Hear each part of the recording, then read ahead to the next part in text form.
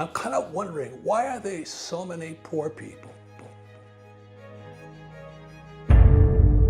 I'm very concerned. I'm actually a big-hearted guy. And it's all these poor people, and the gap gets bigger and bigger and bigger between rich and poor. It is so fucking easy to get rich. And if you're poor, then you really got some screws loose up here. So listen to this thing. So I'll tell you how I came about it. This here is a 1964. In 1964, I was 17 years old. This is a Kennedy $50. This comes from Republic Monetary Exchange right down here on Camelback. My friend Jim Clark gave me this coin. It was, thank you, because in 1964, the last year of a silver coin, and then America started to fuck with our money. So in 65, you pick up this little silver coin, it was now copper. And I didn't know it. I'm a dumb shit high school kid in Hawaii, flunking out of school, not very smart. I'd caddy for money. I'd carry 2 bags, sometimes I carry 3 bags, just to make some money. I'm looking at this damn thing going, why is it copper? So 64 was silver, 65 was copper. And I didn't know it at the time because I was just curious. The American government was violating Gresham's law. Gresham's law states that when bad money enters a system, good money goes into hiding. And for thousands of years, every government has tried to do this. They always want to fuck with our money. I'm a 17-year-old kid looking at this thing going, this one's silver and this one's copper. They're fucking with me. So at that point, I got excited. I'd go and caddy. I'd run down to the bank. I'd take the crumple of dollar bills and I'd get rolls and rolls of quarters, dimes, and $50. And I'd pull out all the ones, again, Gresham's law. I'm pulling out all the ones with copper in them. And I put it back into the little wrappers. I take it back to the bank. Then I'd caddy some more. And then I'd go to get these little rolls of dimes, quarters, and $50. And I'm saving them. I got this huge bag of pure silver. A lot of times in my talks today, I'll hold up this coin here. I'll say, this is 50 cents, and this is, let's pretend it's $10. Which one do you want? And the average person always goes for the $10.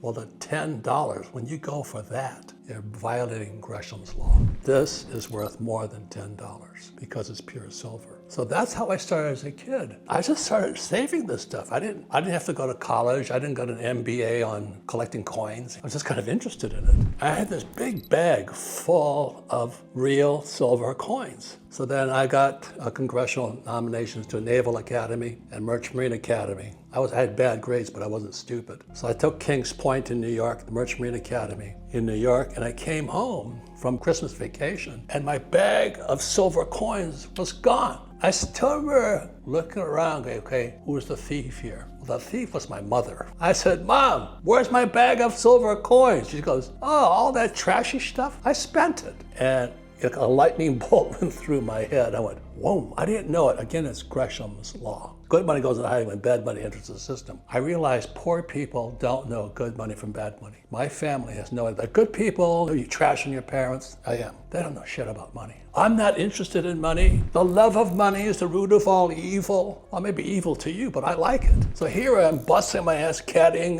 trying to get my silver coins back. That's how I got started. I was just curious. So guess what? Today I have tons of silver. And when I was collecting the stuff, it was 10 cents. Today silver is 35 bucks an ounce. This is November 2024. Silver is 35 bucks an ounce. Now, did this thing get more valuable or did the dollar go down? Did the purchasing power of the dollar come down or did this go up? The dollar is coming down. So I'll say it again. The reason poor people are poor, like my mom and dad, most of my family, they don't know real money from fake money. They don't know what Gresham's law is. They work for fake money. Today in America, this is 2024, they're printing 1 trillion fake dollars every 90 days. Let me ask this question.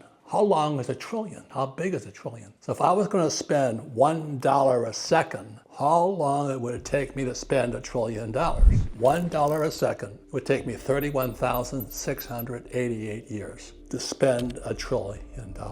And as we talk, this is November, the election's a couple of days from now, and either Trump or Kamala will get elected. Not that it makes any difference with money, but they're printing $1 trillion.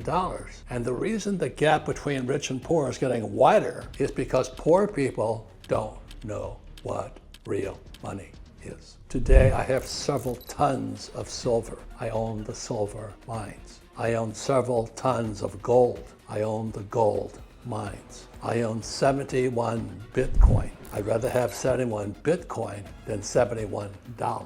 But the difference between rich and poor, the reason this gap gets bigger and wider and more dangerous, because people are getting desperate. They're poor. They're living on credit cards now. We're in serious trouble. Because poor people don't know what money is. They violate Gresham's law. They work for fake money. Oh, I got a pay raise. I'm making $100,000 a year. Well, $100,000 this year was not worth nothing, but you're working hard for money. So that's why if you read Rich Dad, Poor Dad, 26 years now, #1 book in history, says the rich don't work for fake money. The rich work to acquire assets. Silver is an asset. Fake silver is a liability.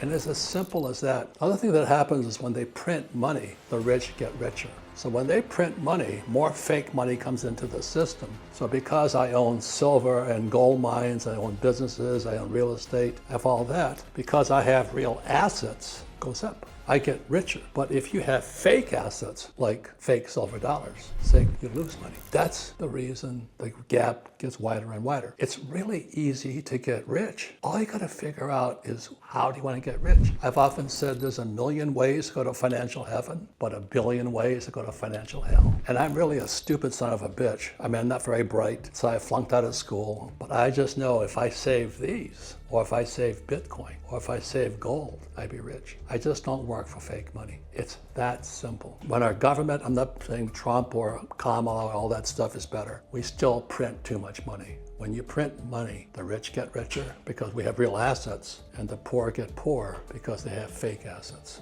That's the biggest difference of all. It's really easy to get rich. Find the way that you want to get rich by. There's a million ways. I said, I like silver, I like gold, I like Bitcoin, and I like real estate. I don't know anything about stocks. I don't think about bonds. I'm a pretty stupid guy. But I just invest in what I like, period. And then I don't get all confused by all these naysayers and those YouTube gurus. These guys are talking about silver. I have only one question. I said, how many tons do you own? What do you mean tons? I got a little stack this big. I said, fucking loser, man. How many tons have you got? The only way I got smart is I like silver. I wanted to get more of it. Then I got gold. Then I got real estate. And I got Bitcoin. Invest in what you love, you too shall get richer. This gap between rich and poor is because poor people don't know the difference between real money and fake money. Thank you. So if you want to find out the top 3 things that school should have taught you about money, and 3 is light, man. They don't teach you anything. But the top 3 things a school did not teach you about money, please watch the next videos.